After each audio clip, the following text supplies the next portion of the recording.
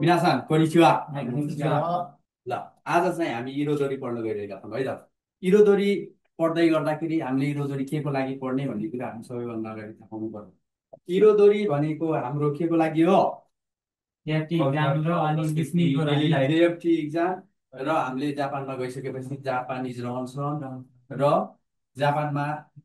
कसरी हामी जापानमा कसरी एक्जिस्ट हुने जापानमा गएर हामीले विभिन्न कामहरू गर्दै गर्दाखेरि कसरी गर्ने भन्ने कुरा हामीले सामान्य सिक्छौँ है त ल इरोदोरीमा पनि आज हाम्रो छ पर्सनल डिस्क्रिप्सन भन्नाले के बुझ्नुहुन्छ कुनै पनि व्यक्तिको बाहिरी विशेषता हो होइन हो त्यसैको बारेमा हामीले पढ्दैछौँ ल आज पर्सनल डिस्क्रिप्सन मध्ये पनि आउटर डिस्क्रिप्सनको बारेमा पढ्न गइरहेका छौँ आउटर डिस्क्रिप्सन ल तपाईँ उठ्नुहोस् त ल उहाँलाई हेरेर तपाईँहरूले के भन्न सक्नुहुन्छ सर्ट लगाएको अनि जुत्ता लगाएको मान्छे अनि उभिराखेको कानमा टोप लगाएको हाँसिरहेको एकदम ह्यान्डसम मान्छे हो ल यो उहाँलाई हेरेर हामीले विभिन्न थरीका कुराहरू गर्न सक्यौँ कि नै हो यो नै हाम्रो के हो पर्सनल आउटर डिस्क्रिप्सन कुनै पनि व्यक्तिलाई हेरेर हामीले कुनै पनि चिज छुट्याउन सक्छौँ भने त्यसलाई के भन्छ पर्सनल डिस्क्रिप्सन त्यसैलाई हामीले यो च्याप्टरमा कसरी जापानिजमा कसरी भन्न सकिन्छ जस्तै उहाँको कपाल सानो छ कि ठुलो छ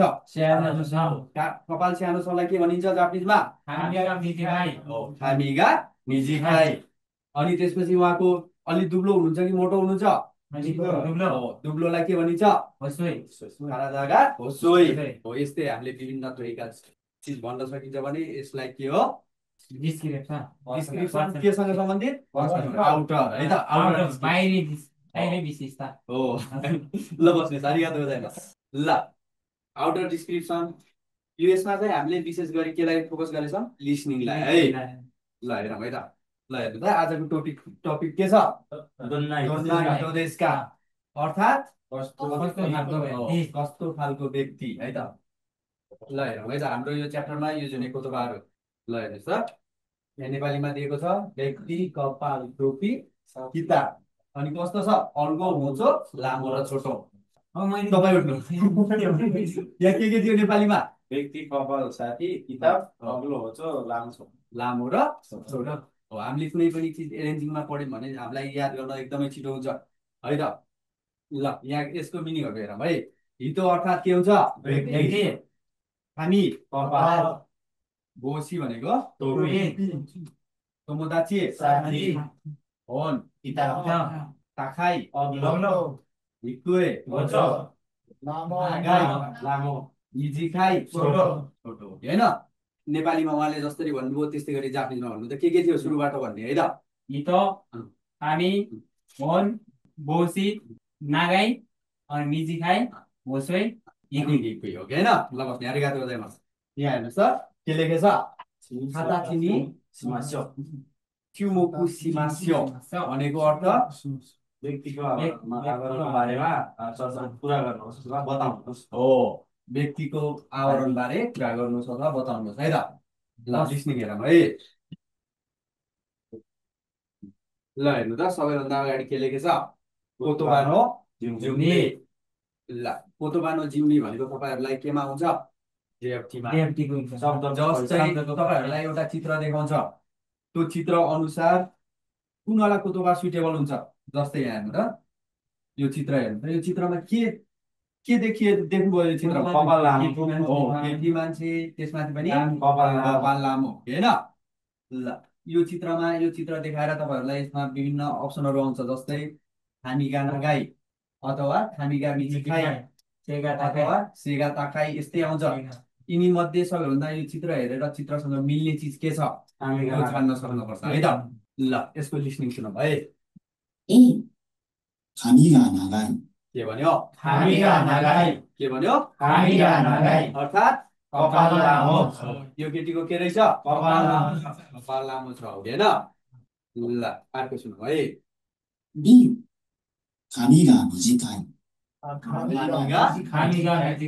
अर्थात् हो खामिगा मिजिखाइ ल हेर्नु है त के लेखेछ है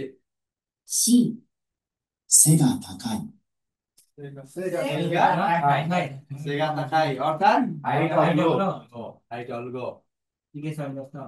हैन ल यहाँ हेर्नु त यहाँ चित्रमा के देख्नुभयो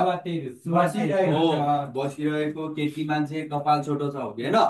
यिनी मध्ये एउटा कुनै भन्छ जे पनि भन्न सक्छ अथवा अन्नानुको हितो भन्दा पनि मिस्टेक छ छैन खामिगामी सिफाई भन्दा मिस्टेक छ छैन अथवा सुवातिरु भन्दा मिस्टेक छ छैन तिनी तीनटा मध्ये एउटा हुन्छ जुन पनि हुन सक्छ है त के भन्छ सुनौ है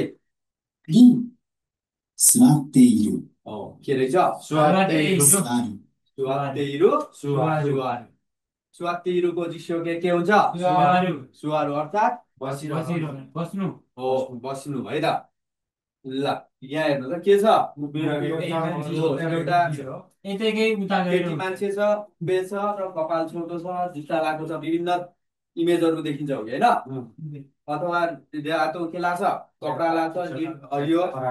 प्राग लाग्छ यिनी सबै तपाईँहरूले यो देख्ने बित्तिकै यति सबै थाहा पाइयो हो कि होइन यिनी मध्ये एउटा भन्छ के भन्छ सुनौ है त いい、立っている、 के भन्यो तातेइरु तातेइरु ताचु अर्थात् उठिरहेको उभिरहेको उभिनु हो उभिरहेको उभिनु है त के लेखेछ तातेइरु ताचु ल एकैसँग कतिको दशा हामिगा हामिगा हामिगा हामिगा नागाई नागाई हामिगा हामिगा बिजिखाई बिजिखाई सेगा सेगा ताखाई ताखाई स्वातेइरु स्वातेइरु सुवारु सुवारु स्वातेइरु स्वातेइरु सुवारु सुवारु तातेइरु तातेइरु तातेइरु तातेइरु ताचु ताचु कोतोबाको जुम्बी भइसकेपछि अब हाम्रो के छ पिक्चर छ है त ल प्रसाद गणेश सन्तातिको दशा यो चित्र हेरेर के छ हेर्नु त थाहा पाउनु त्यो चित्रमा चाहिँ एउटा केटीले यसरी पछाडि हात लगाएर उभिराखेको छ हो अनि त्यसले टाउकोमा टोपी पनि लगाएको छ अलि कपाल लामो छ विशेष गरी यसले यो लाइनले जुन देखाउन खोजेछ त्यो चाहिँ भन्नु है अनि क्रस लाइनले यो लाइनवालाले सबैभन्दा सुरुको लाइनले चाहिँ त्यसको टोपी देखाएको छ त्यसपछि त्यसको कपाल देखाएको छ त्यसपछि त्यसले पछाडि लगाएको हातहरू देखाएको छ अनि त्यसपछि अन्तिममा त्यसले खुट्टामा लगाएको चप्पल देखाएको छ चप्पल अथवा जुत्ता है त ल बस्ने आरिगातो गोजाइमास ल तपाईँले भनेको कतिसम्म मिल्यो है त ल सुनौँ है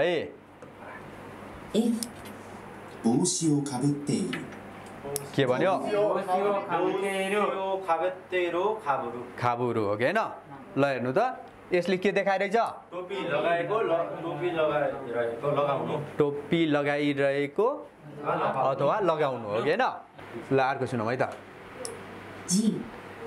ピアスをしている、 के भन्यो यासुसितेरु पियासो सितेइरु हो झुम्का लगाइरहेको अथवा लगाउनु हो पियासु लगाउनुलाई के भन्दो रहेछ पियासो सिमास है त H、ワンピースを着ている、着る、 के भन्यो वान पिस भनेको के हो वान पिस भनेको के हो के भन्छ यसलाई नेपालीमा वान पिसै भन्छ